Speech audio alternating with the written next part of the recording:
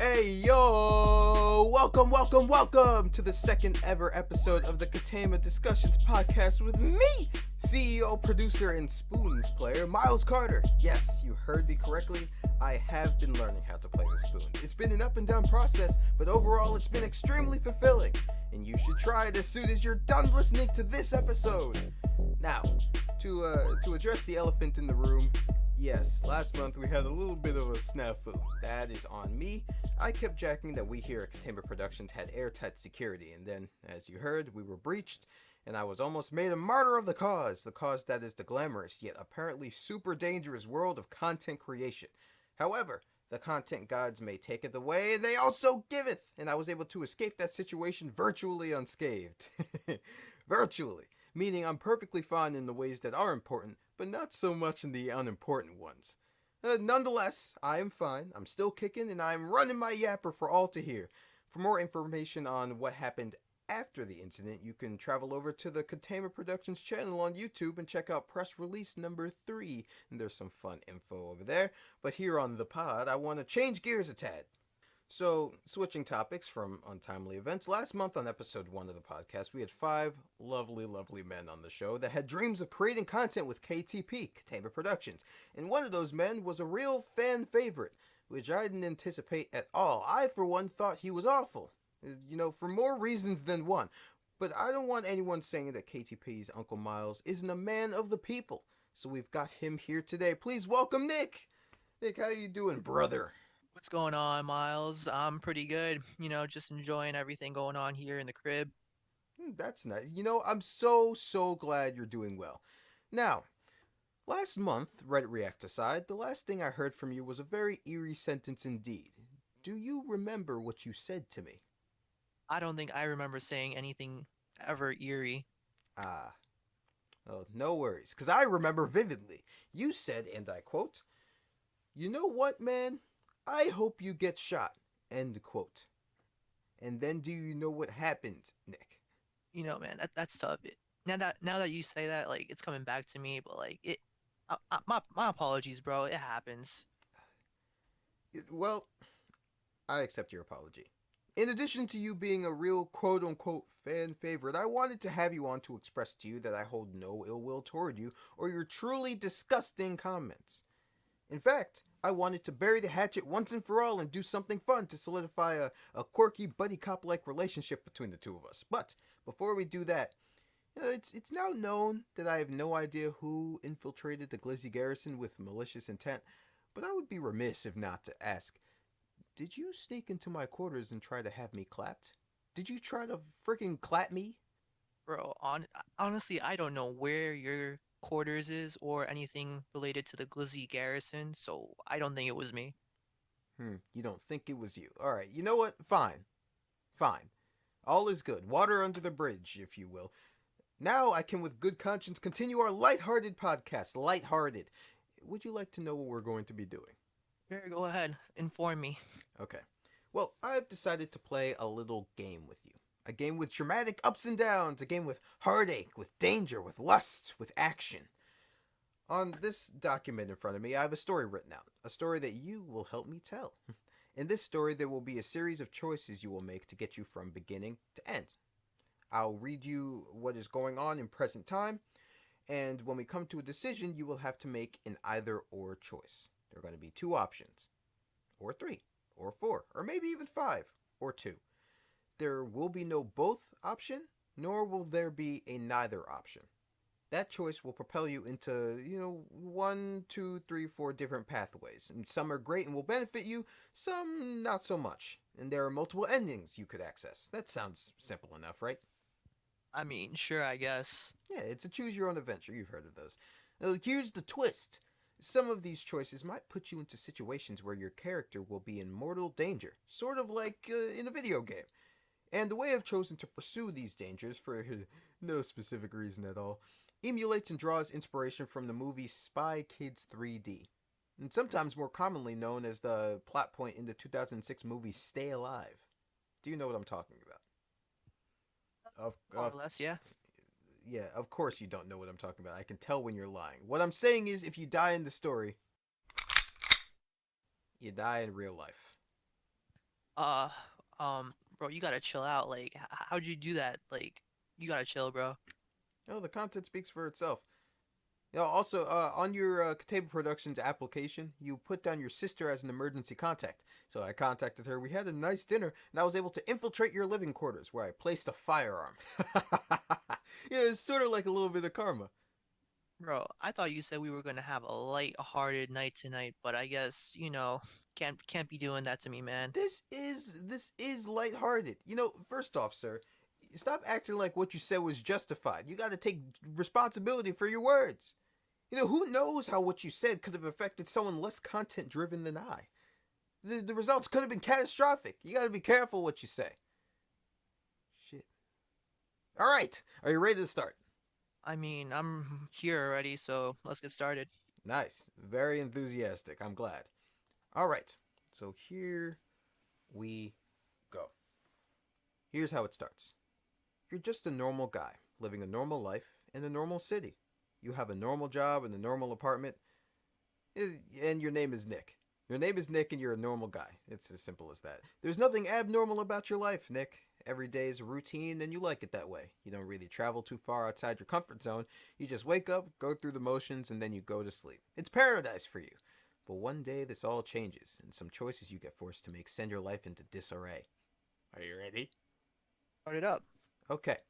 After a pleasant night's sleep, you wake up and take a look at your phone to see that you've received an email in the middle of the night from your boss, Richard. You've always liked Richard because he's consistent and he's nice, and most of all, he's reasonable. But this email was far from any of that. It read, Dear Nick, I can't take it anymore.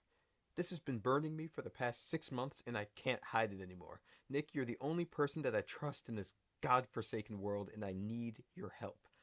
When you see this, meet me at the corner of Smith and Lennox. It doesn't matter when you see it, trust me, I'll still be there. From Richard. P.S. Please come alone! It's in all caps with a whole bunch of exclamation points after it, so you know he's serious. Here's your first choice. Do you A. Follow his instructions, or B. Ignore the email and go to work? I'm gonna go with A. You're gonna go with A. Okay. In a rush, you brush your teeth and put on the most comfortable business casual attire and hop in your 2019 Ford EcoSport that you got as a gift from your late mother. You drive as quickly as you could, under the speed limit, of course, because you want to be safe and responsible, but you also fear that you might miss him, despite his reassurance that you won't. You park near a meter and pay for the parking, briskly. You leave more than enough time for you to take care of your business, so you put like 6, 7 quarters in there. I don't know how much time that is. Is that like, what, 3 hours? You walk up to the corner and see Richard sitting on the ground, back up against a stop sign, bleeding from the mouth. He sees you and is excited, but he can't move much as he's in too much pain. You ask him what happened, and he says, Nick, I'm so glad you came. You've always been my favorite team member, so I knew I could count on you. As you can see, I found myself in quite the pickle, and I don't have much time left. Listen closely.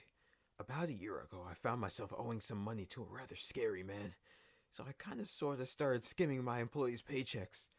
Before you get angry, 6 months ago I finally gotten enough money to pay the man back and started giving people raises to pay them all back the money that they had earned with their hard work. But at the same time, I had started receiving strange emails and physical letters from a mystery man saying they knew what I was doing. And suffice to say, those letters have been ramping up ever since. I finally worked up the courage to respond, and they told me to meet them here. When I got here, I saw that they were in a thick ski mask and all dark clothing. They threatened to tell everyone what was going on if I didn't pay them $4 million cash by next month. I asked them to remove the mask so we could talk like people, and we broke into a tussle. That's when they stabbed me in the back and ran away. He turned slightly to show you the blood on his back. Nick, I need you to help me take this person down. During the fight, I managed to pull down the mask and get a blurry look at them. The person orchestrating all of this is... Before he could say the name, an arrow of all things whizzes past your head and hits him square in the head. He kills him instantly. He's dead. Richard is very dead. You turn around to see a ski masked man running in the opposite direction with bow in hand. Do you A. Follow them, or B. Call the police? I mean, they just killed Richard right in front of me. He's my boss. He's like my favorite employer. I obviously gotta go check it out myself. Bet. So you will A. Follow them. You grab the arrow from Richard's head, which is covered in blood and some brain, and you briskly walk after them, eventually crossing through 6 city blocks when you finally end up cornering them in an alley. They're obviously very nervous, fight or flight level nervous.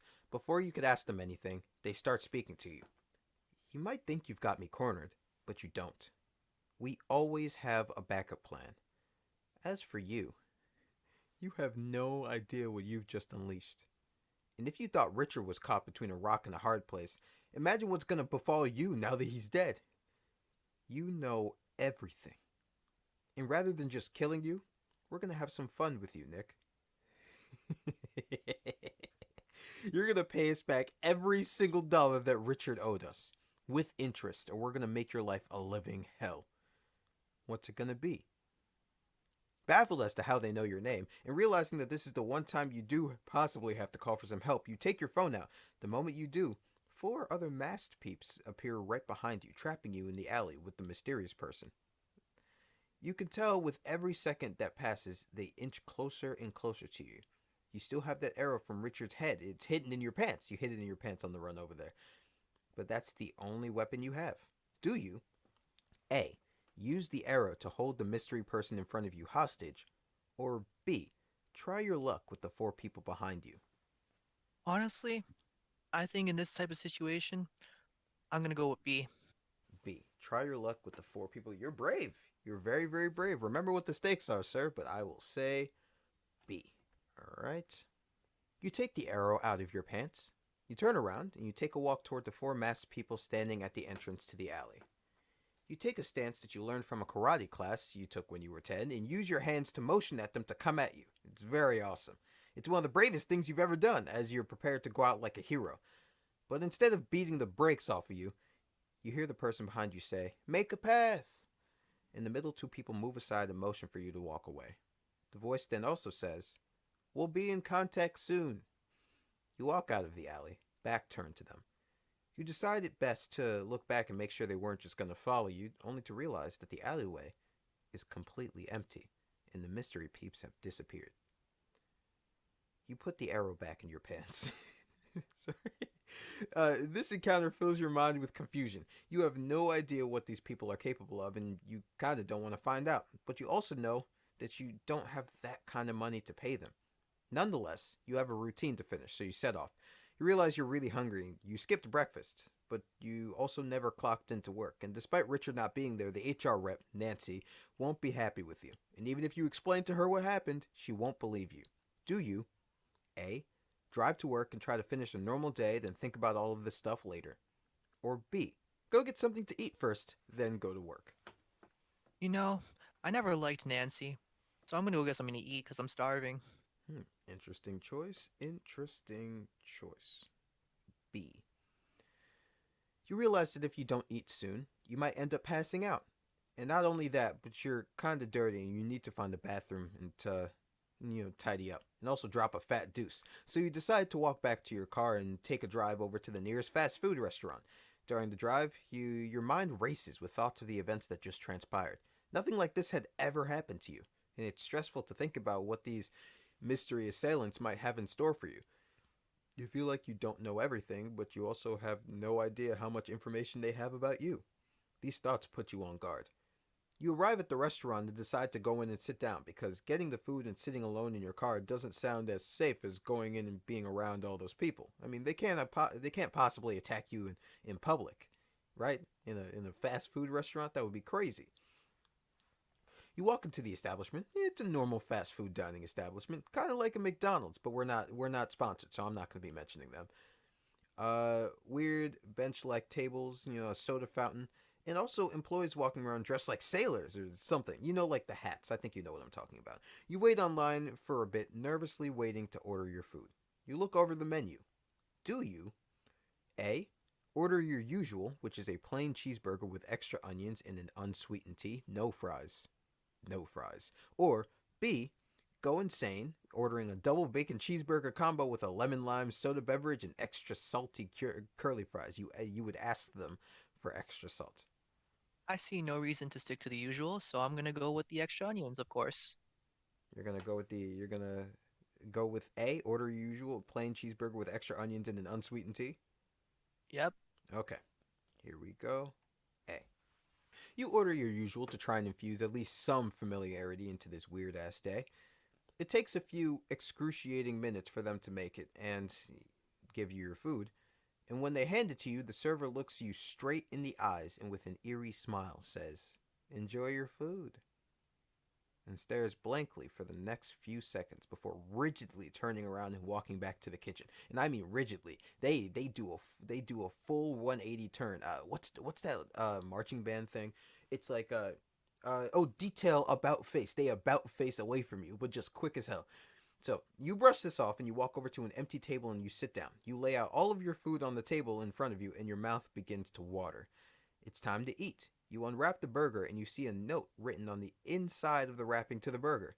It says, "Hope it's as good as it always is. Signed, K." This strikes a nerve. Why would someone write this note to you on today of all days? You look around you nervously and it looks like everyone in the establishment is staring straight at you, even the employees. You chalk this up to a big hallucination. And I don't mean like staring as in like, oh, you've made a scene. No, like staring, like they are staring blankly in your direction. It's real creepy stuff. You see your reflection in the window next to you.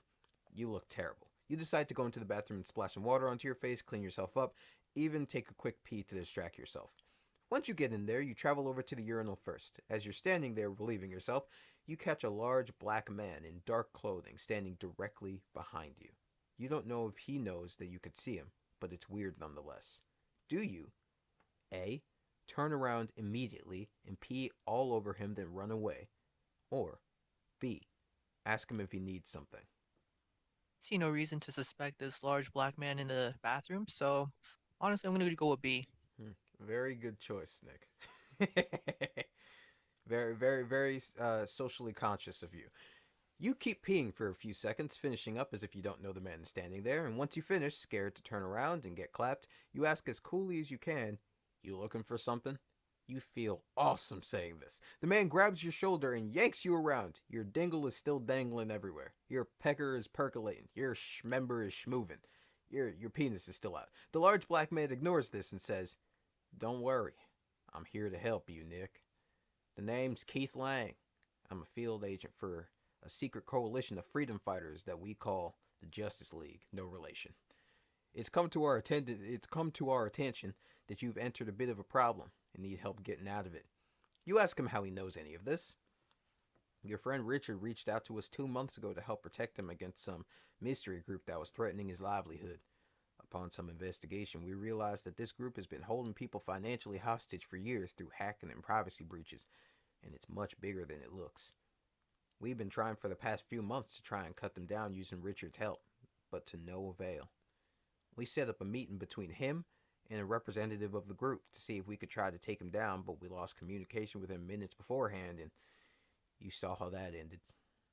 However, now we have a solid idea as to how we can bring them to justice. It has everything to do with you. I know I said I'm here to help you, but in reality, we need your help, Nick. Help us take these degenerates down and you can have your life back and be heavily rewarded. What do you say? Do you A. Trust him and agree to help the Justice League, no relation, or B. Punch him in the face and run out of there as quickly as you can? Honestly, my wanker is still like hanging out, so I do not trust this man for just yanking me to the side. So obviously, I'm gonna show him what I'm made out of. I'm gonna go with B. Your pecker is still percolating. You're going with B.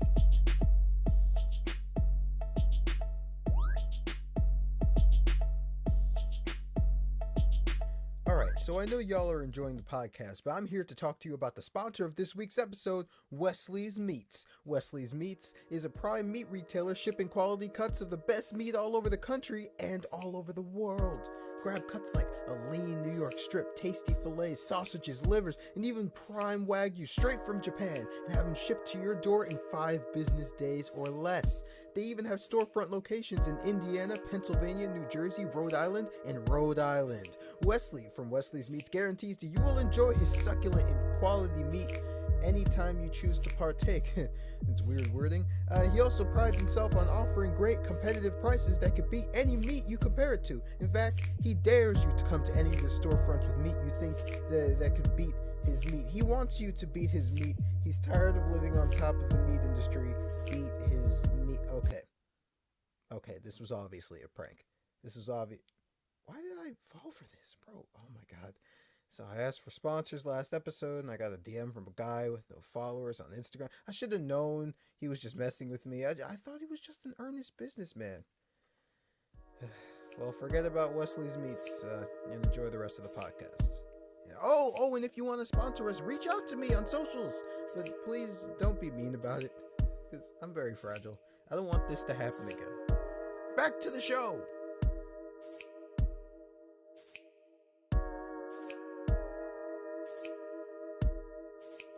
You suck Keith Lang in the face as hard as you can and run as fast as you can out of the bathroom. You hear him yell after you, "Don't do something you might regret. The last thing you need is more enemies, Nick. Come back." But by that point, you had already soared through a dining room filled with people who are initially staring at you, but then all of them quickly avert their eyes. You wonder what the problem is as you cross the threshold into the world, when a man directly outside yells at you, "Put that thing away, man! Jeez, there are kids around!" You never put your peen back in your pants.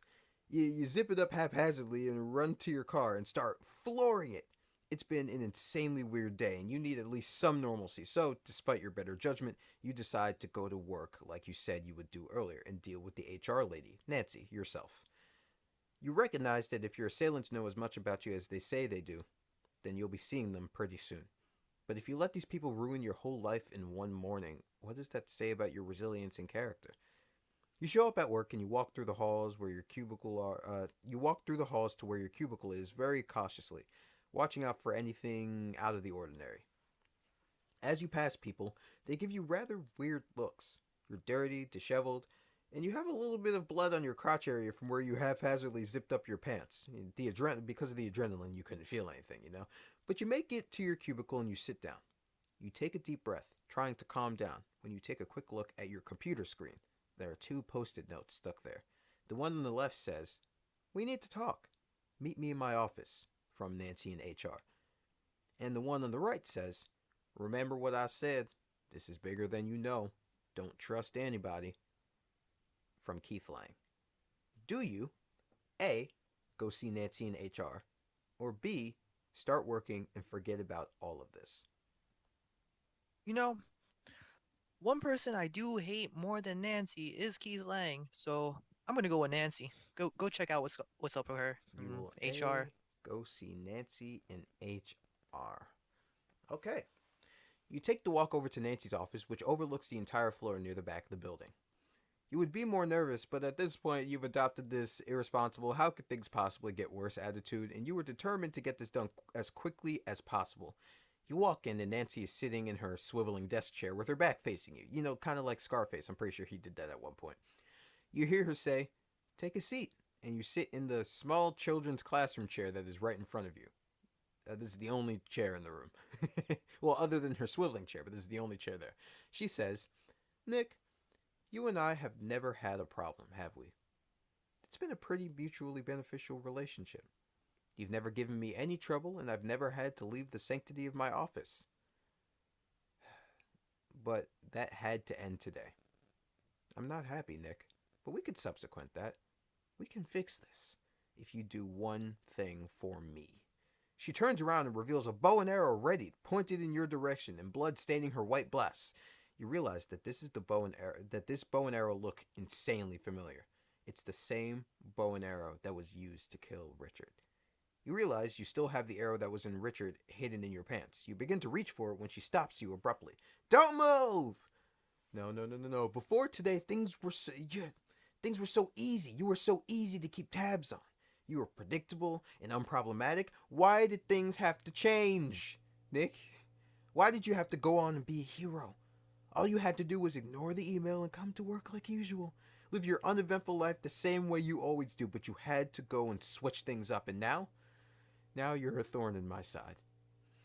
Truth be told, we wanted to just extort you, but we decided to change gears. You are so unproblematic and so boring that you fly under the radar, and we want to bring you in. We want to use you as a spearhead to continue with our plans, because who is going to suspect the square with no friends or family as a high tier criminal? What do you say? You want to die where you stand? Or sit? Or do you want to not die where you sit and make some money in the process? Do you A. Stay and hear her out? Or B. Evade at all costs? Go crazy? You know, I told you this from the beginning. I never liked Nancy, so I'm gonna go with B for killing my boy Richard. Okay, B for killing Richard. Evade at all costs. Out of primal instinct, like your eyes turn red and everything, you kick the desk in front of you as hard as you can. It's a big desk too. It's a huge desk. And through sheer adrenaline, your strength is through the roof. It slides backwards, hitting Nancy in the stomach, forcing her back, and she lets the arrow rip, which sails right over your head and into the door. While she's disoriented, you run out of the office and start on trying to get your keys from your desk so you can dip. On your way there, you notice out of the corner of your eye some of your coworkers getting up from their desks, brandishing bows and arrows. Keith Lang was right. This is much bigger than you thought. Arrows start flying and you're dodging, ducking, dipping, diving, and dodging all these sharp projectiles. You feel so sick. A young and much less qualified John Wick. Oh, that rhymed. That wasn't even on purpose. That wasn't even on the page. I'm a rapper. All right, you make it to your desk, grab your keys, and start for the door when you see that Nancy and all of your coworkers, plus a bunch of other masked people in dark clothing, are blocking the entrance. Nancy says, "Damn, Nick. To think I thought that you and I might be on the same page, but I guess I both under and overestimated you. Luckily for you, I believe in second chances. We are the CSA, otherwise known as the Crime Syndicate of America. No relation. Join us, or your action adventure blockbuster of a day gets prematurely canceled." Naturally, you contemplate this. All of your trouble could end if you decide to leave your boring life behind and side with these very dangerous criminals. You begin to step forward when you hear a familiar voice behind you say, "Don't do it, Nick." You turn around to see Keith Lang and a whole bunch of people dressed exactly like him blocking the path behind you. He says, "Don't listen to her, Nick.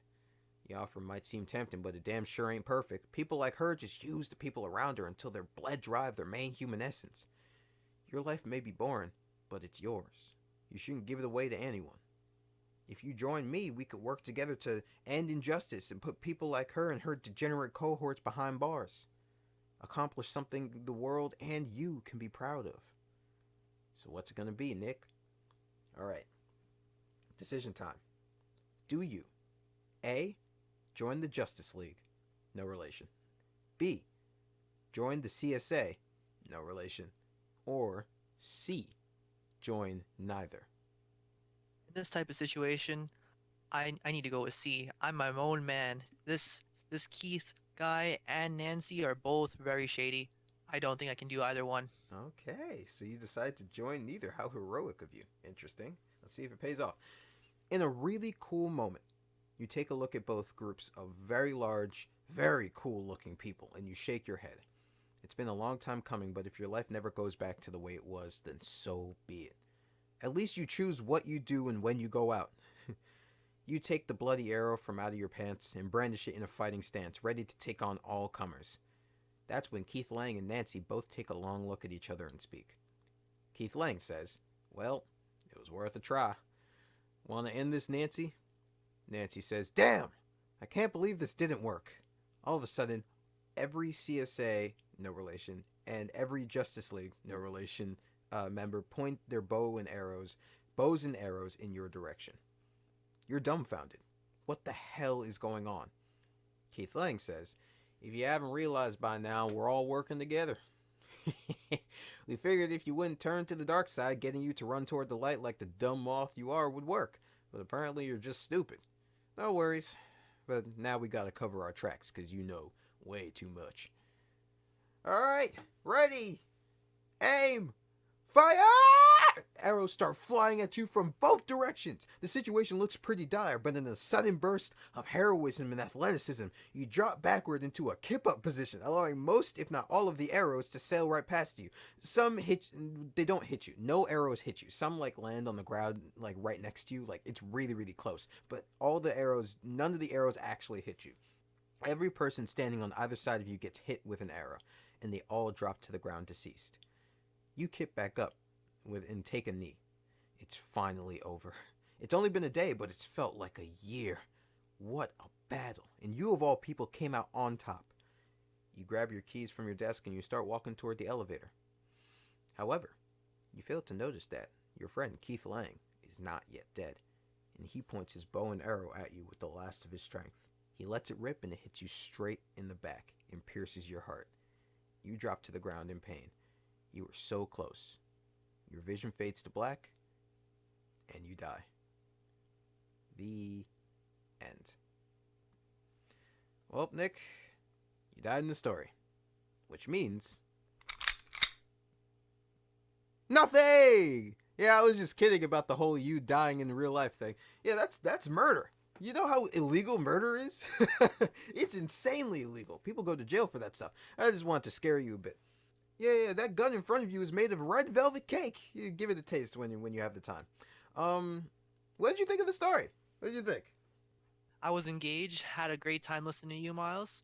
I think it was some fun, pretty lighthearted if I do say so myself. Yeah, pretty lighthearted. This has been lighthearted. It's fun. Quips. Content. That's what it's all about. It's all about the goddamn content. Oh, one more thing. So, I know I said I would contact you regarding your employment with Ketema Productions. You're the only person I hadn't contacted because I wanted to do this live on the airwaves. Sadly, due to your harsh comments against the CEO, me, whether or not they actually caused violence to come upon him, the legal team, HR, and the creative team have decided that it is within our best interest to not ask you to be a part of Ketema Productions. So, yeah, you don't have a job. Good luck working at Starbucks. But thanks for coming on. It was a whole lot of fun. Lighthearted content. That's what this is. Lighthearted content. I would say I would talk to you soon, but nah. You know what? As a parting gift, you could plug anything you have. Do you have anything to plug? I see what you've done. You know what? It happens. It's a shame that I wasn't able to join your Katama Productions, but just like in the story, I choose to make my own path. I see. You choose to make your own path. That path is going to be making mocha frappuccinos for the rest of your life. All right. Thanks. You may leave the chat, and I'm going to address the people. All right. So, for those listening, thank you for tuning in to Ketema Discussions Episode 2. Keep tuning in, because they will be getting better and better and better and better from here. To keep up with Ketema Productions and all the fun, whimsy, friendship-forming content, you can go to Ketema Productions on YouTube, at Ketema_Productions on Instagram, and maybe even at KTM_Productions on Twitter. And to stay with me, the host, Myles Carter, go to Myles_yeah on Instagram. It's been really fun having you. Oh, also remember, Ketema. I've had a lot more questions about that. Apparently, spelling it out for you in the last episode of the podcast raised more questions than answers, which doesn't make much sense to me, but that's perfectly fine. It's been really nice having y'all. I'll hear you all next time. I know that doesn't make sense. All right, see ya.